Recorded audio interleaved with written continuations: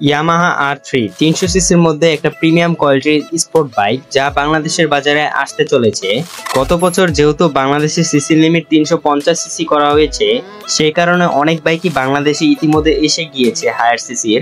আশা করা যায় Yamaha R3 এই বাইকটাও বাংলাদেশে খুব শীঘ্রই এসে যাবে।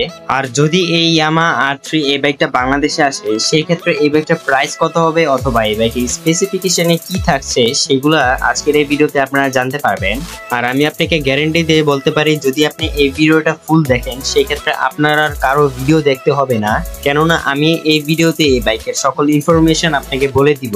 আর আমি ট্রাই করি আমার ভিডিওতে একটা বাইকের সকল ইনফরমেশন দেওয়ার। তো চলেন আর বেশি কথা বাড়াবো না, ভিডিওর মেইন টপিক নিয়ে কথা বলবো। বাট ভিডিওর মেইন টপিকে যাওয়ার আগে আমার একটা ছোট রিকোয়েস্ট থাকবে আপনাদের কাছে, আর সেটা হলো আপনারা যারা আমার চ্যানেলে নতুন তারা অবশ্যই চ্যানেলটিকে সাবস্ক্রাইব করে দিন। ভাই দেখেন, সাবস্ক্রাইব কিন্তু ফ্রি হয়, করতে কোনো টাকা লাগে না। যেহেতু সাবস্ক্রাইব করাটা ফ্রি হয়, তাহলে আর দেরি কিসের, এখনই।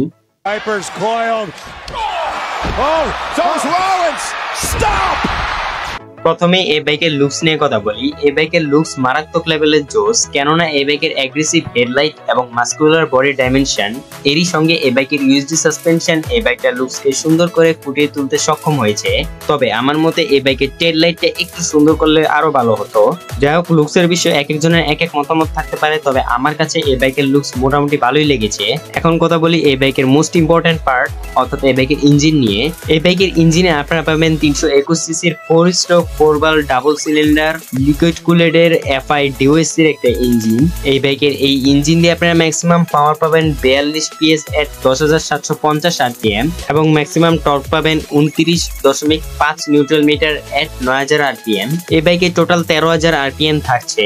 এরই সঙ্গে এই বাইকে আপনারা 6টা গিয়ার পাবেন। এই পাওয়ার কনফিগার দেখে আপনারা তো বুঝতেই পারছেন এই বাইকটা কতটা পাওয়ারফুল। আর যদি তাও না বুঝতে পারেন তাহলে বলি, এই বাইকটা 0 থেকে 100 কিলোমিটার গতি তুলতে পারে মাত্র 5.1 সেকেন্ডে।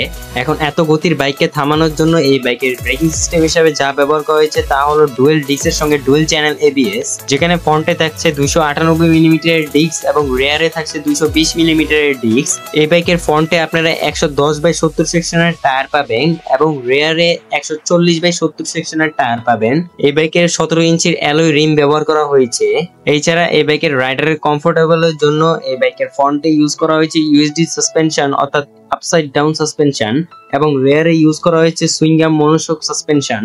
আর এগুলো কিন্তু এই সেই সাসপেনশন না, এগুলো প্রিমিয়াম কোয়ালিটির সাসপেনশন। হ্যাঁ, যদিও এই সাসপেনশন গুলো অনেক বাইকে ইউজ করা হয়, তবে এগুলোর কোয়ালিটি আলাদা হবে, কেননা বুঝতে হবে ভাই এটা ইয়ামাহা ব্র্যান্ডের বাইক। যাই হোক, এই বাইকের হেডলাইট, টেল লাইট, ইন্ডিকেটর সবগুলো আপনারা LED এর পেয়ে যাবেন। এই বাইকের স্পিডোমিটার হিসেবে আপনারা পাবেন ফুললি ডিজিটাল TFT ডিসপ্লের একটা স্পিডোমিটার, তবে আমার মতে এখানে কালারফুল ডিজিটাল স্পিডোমিটার ব্যবহার করলে আরো ভালো হতো। এই বাইকের ফুয়েল ট্যাঙ্ক ক্যাপাসিটি আপনারা পাবেন 14 লিটার, আর এই বাইকের প্রতি লিটার পেট্রোলে আপনারা এই বাইক থেকে মাইলেজ পাবেন 26 কিলোমিটার। যদিও এখানে মাইলেজটা ডিপেন্ড করে পুরোপুরি রাইডারের উপরে, তবে কোম্পানি ক্লেম করে যে এই বাইকটা প্রতি লিটার পেট্রোলে মাইলেজ দিবে 26 কিলোমিটার।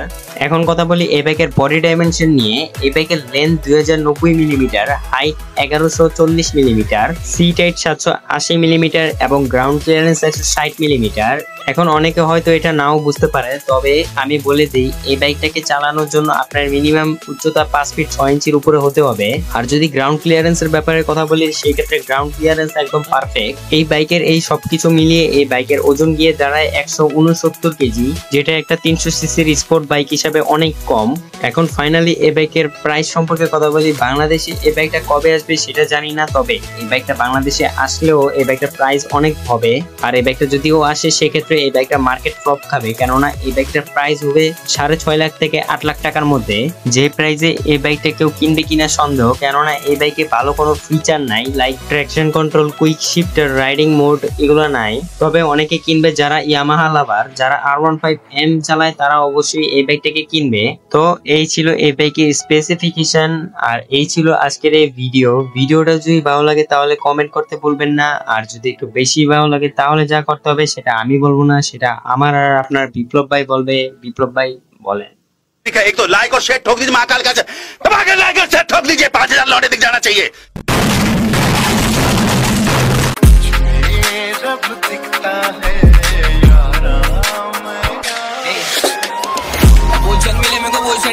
आगे मचा बोले रिस्क, डरेंगे पढ़ने से आगे में